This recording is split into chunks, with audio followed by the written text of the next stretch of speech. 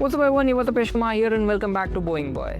Would you ever sit on an aircraft which is being flown by a 14-year-old kid and that kid makes a mistake which results in the loss of 75 lives and a perfectly functional airliner? This is the story of Aeroflot 593 and how a 14-year-old kid and a little bit of show off brought down an airliner. So it's March 23rd, 1994. Aeroflot Flight 593 is an Airbus A310, a very modern aircraft for that time, doing a flight from Moscow to Hong Kong. It's a long 10-hour flight and consequently you have a relief pilot on the aircraft, Captain Kudrinsky.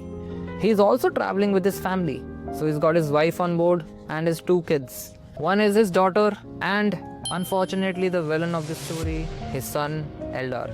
The entire crew is very experienced. Captain Kudrinsky has approximately about 10,000 hours. The first officer is also very senior. He's been a captain. He's just a temporary first officer for now. And everyone's very experienced in the flight crew. But Captain Kudrinsky here makes a very grave mistake despite all of his experience. In order to show the cockpit and what he does to his kids, he invites them into the cockpit. First, he allows his daughter to sit in the captain's seat. So he gets off, allows his daughter to sit. His daughter sees the aircraft, feels very great about it. He does some little maneuvers using the autopilot, daughter's happy. Then he allows his teenage son Eldar to sit, who's 14 years old, obviously doesn't know how to fly an aircraft. And that is where things go wrong. The plane was engaged on autopilot, obviously, which means the autopilot was flying the aircraft completely.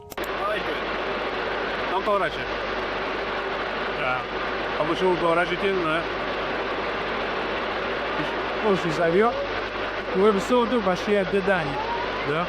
Конечно. И просто... Держи, держи соло, держи.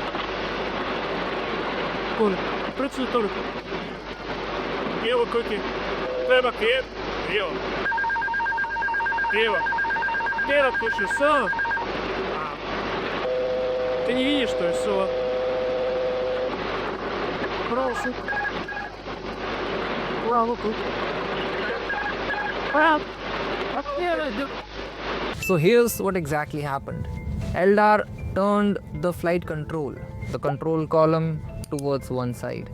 And as he did so, on the Airbus A310 was a feature wherein the autopilot would disengage only from one axis whenever the force applied on the control column exceeded a certain value, which it did in this case. Eldar had applied too much pressure on the control column and the autopilot had disengaged in the roll axis, which means the autopilot was still controlling the elevators and the rudder of the aircraft and the thrust of the aircraft as well, but it was not controlling any of the ailerons.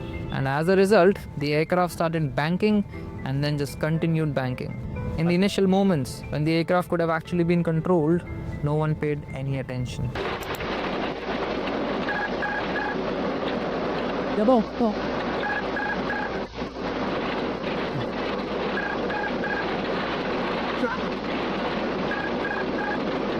И туда.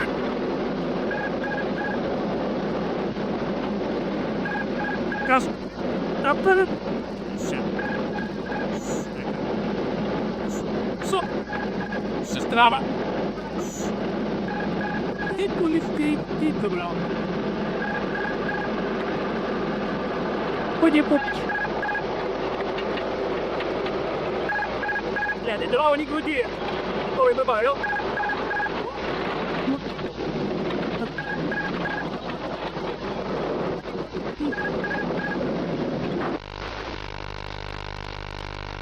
Now the Airbus A310 was a very stable aircraft. It wouldn't enter a spin unless it enters a situation which is way out of the ordinary, as this was.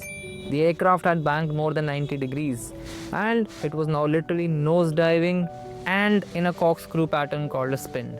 This obviously is a very difficult maneuver to recover from, especially on such a big aircraft when the speed of the aircraft is so high. However, the first officer did manage to control the aircraft. Captain Kudrinsky unfortunately could not get into his seat because he was pinned back because of the G-forces.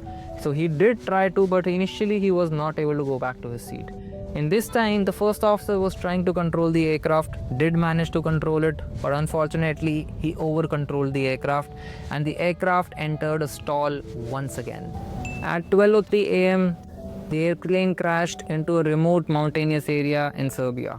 All 75 passengers and the crew unfortunately perished. There was no emergency call, no distress call ever made. So why exactly did this crash happen?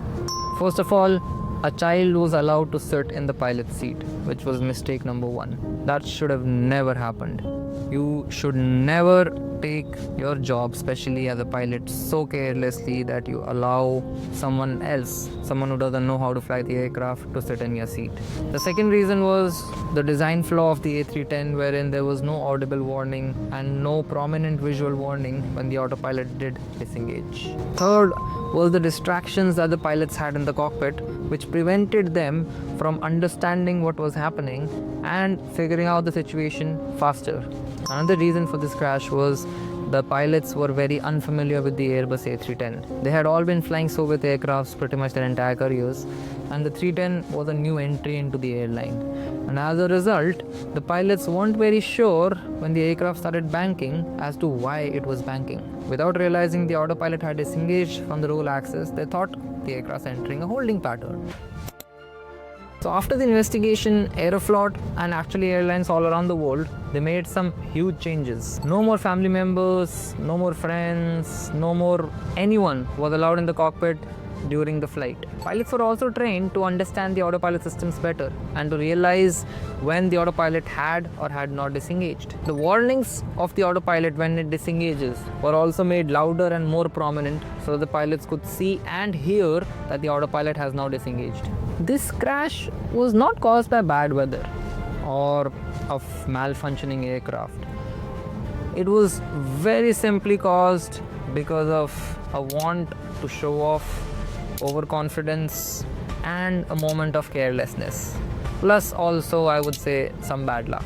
The captain probably just wanted to inspire his children. He just wanted to show them what he does for a living, and he was probably very proud of it. But then, the sky does not forgive mistakes.